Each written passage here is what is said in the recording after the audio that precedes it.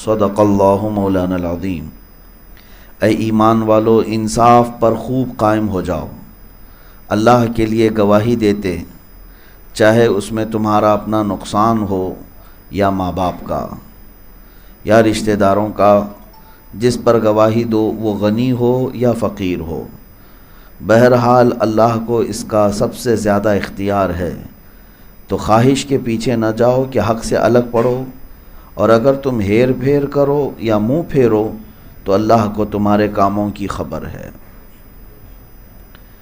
اس سے قبل کی آیت کریمہ جو میں نے تلاوت کی تھی، مسلسل 3 آیتیں تھیں، جس میں نے یہ عرض کیا تھا اللہ تعالیٰ نے ایک لفظ کو 3 مرتبہ بیان فرمایا ہے، للہ ما فی السماوات و ما فی الارض۔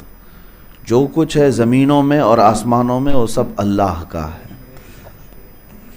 اس کے بعد آیت کریمہ میں ایک یہ بھی بات تھی، ان یشاء یذہبکم، اگر وہ چاہے، اللہ چاہے اے لوگو تو تمہیں لے جائے اور تم کو ختم کر دے، وَيَأْتِ بِآخَرِينَ، اور دوسروں کو لے آئے گا۔ مطلب یہ ہے کہ اگر اللہ تبارک و تعالیٰ چاہے تو تم سب کو ختم فرما دے گا اور تمہاری جگہ پر دوسروں کو قائم فرمائے گا۔ اگر کسی کو یہ گھمنڈ یا تکبر ہے کہ میری ذریعے سے دنیا چلتی ہے تو وہ خواہ ہے، اس کی یہ غلط فہمی ہے۔ نہ کسی سے یہاں دنیا چل رہی ہے، نہ کسی سے دین چل رہا ہے۔ اللہ تبارک و تعالیٰ اپنے اس پورے کائنات کے نظام کو جس سے چاہے چلائے گا۔ اور اگر کوئی یہ سوچتا ہے کہ میں نماز نہیں پڑھوں گا تو دین ہلکا ہو جائے گا، کمزور ہو جائے گا، ایسا کچھ نہیں ہوگا۔ تم ہلکے ہو جاؤ گے، تم کمزور ہو جاؤ گے، دین نہیں۔ آپ دین سے ہیں، نہ کہ دین آپ سے ہے۔ اور اس آیت کے حصے کو ہمیشہ یاد رکھیں کہ اگر اللہ چاہے گا تو تمہیں ہٹا دے گا، ختم کر دے گا، اور تمہاری جگہ پر دوسرے کو لے آئے گا۔ وَكَانَ اللَّهُ عَلَى ذَلِكَ قَدِيرًا، اور اللہ کو اس کی قدرت ہے۔ اللہ تبارک و تعالیٰ کو اس کی قدرت ہے۔ جب اس نے اپنی زمین پر کچھ قوموں کو بسایا، نبیوں کو بھیجا اطاعت اور فرما برداری کے لیے، لیکن انسانوں کے پاس جب مال زیادہ آ گیا اور غرور و تکبر بڑھ گیا تو وہ اپنے رب سے ہی منہ پھیر لیے، اور انہیں ایسا لگنے لگا کہ ہم جو چاہیں گے زمین پر وہی کر سکتے ہیں۔ تو پھر رب تعالیٰ نے کبھی ایک ہوا بھیجی اور سب کو ہلاک کر دیا۔ کبھی ایسا ہوا کہ ایک چیخ، ایک آواز کے ذریعے سے سب کو سن کر دیا گیا۔ کبھی زمین کو اٹھا کر کے پلٹ دیا گیا، اور پھر انسانوں کو ان کی اوقات بتائی گئی کہ تمہاری اوقات صرف اتنی ہے۔ میرے عزیزو، اس آیت سے انسان کو غرور اور تکبر سے بہت دور چلے آنے چاہیے۔ تمہارے سے کوئی بھی نظام نہیں ہے، اللہ تبارک و تعالیٰ نے آپ کو زندہ رکھا، یہی بہت بڑی بات ہے۔ ایک بڑے بزرگ ہیں حضرت ابو بکر شبلی رحمۃ اللہ علیہ، آپ نے سنا ہوگا سلسلہ قادریہ کے بہر شبلی شیر حق دنیا کے کتوں سے بچا۔ آپ سے پوچھا گیا کہ حضور کرامت کیا ہے؟ اولیاء اکرام کی کرامتیں ہوتی ہیں، تو اس میں ہم نے سنا ہے کہ آپ کی کرامتیں ہیں، کوئی کرامت بتائیں۔ حضرت ابو بکر شبلی فرماتے ہیں سب سے بڑی کرامت تو یہ ہے کہ گناہوں کے بعد بھی میں زمین پہ زندہ کھڑا ہوں۔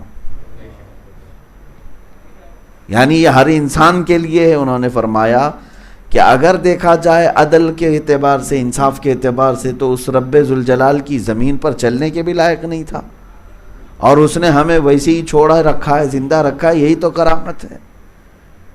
اور ہم سب کے لیے بھی میرے عزیزو یہ بات ذہن سے نکال دینی چاہیے کہ ہم سے نظام نہیں ہے، یہ اللہ تعالیٰ کا احسان ہے جو ہمیں زندہ رکھ کر اپنے دین کی خدمت لے رہا ہے۔ اور جسے یہ غرور و تکبر آتا ہے وہ اوندھے منہ گر جاتا ہے، بہت جلدی رب تبارک و تعالیٰ اسے فنا کی منزل پہ لے جاتا ہے۔ ہاں، کچھ لوگوں کو غرور و تکبر اس بات پر آتا ہے کہ میرے بغیر یہ چیز نہیں چل سکتی، چاہے وہ دین کا نظام ہو، کسی دارالعلوم کا ہو، کہ مسجد کا ہو، کسی تنظیم کا ہو، کسی بھی اعتبار سے کوئی یہ نہ سمجھے۔ ہاں، اللہ تبارک و تعالیٰ کا یہ احسان ہے کہ آپ سے وہ کام لے رہا ہے۔ صلاح الدین ایوبی جنہوں نے بیت المقدس کو آزاد کرایا تھا عیسائیوں کے چنگل سے، کافی مہینوں دقت میں رہے، جنگلوں کے سفر، اپنی فوج کو لے کر کتنی معرکہ آرائیاں ہوتی رہیں، کتنی جنگیں ہوتی رہیں، اور ایسا نہیں کہ اس زمانے میں آپ تنہا خلیفہ تھے کسی جگہ کے یا گورنر تھے، بہت سارے مسلمان ملک، بہت سارے مسلمان خلیفہ تھے۔ ایک دن تھک کر کے اپنے وزیر اور مشیر کے ساتھ بیٹھ کر کے آپ کہہ رہے تھے کیا میں اکیلا ہوں بیت المقدس فتح کرنے کے لیے؟ بیت المقدس تو سارے مسلمانوں کا قبلہ اول ہے، سارے لوگ اس کی بازیابی کے لیے کوشش کرتے، میں اپنے گھر والوں سے دور ان بیابانوں میں اپنے فوج کے ساتھ مصیبتیں کاٹ رہا ہوں، مشقتیں جھیل رہا ہوں، مجھے بھی تو گھر پہ آرام کرنے کا موقع ملنا چاہیے۔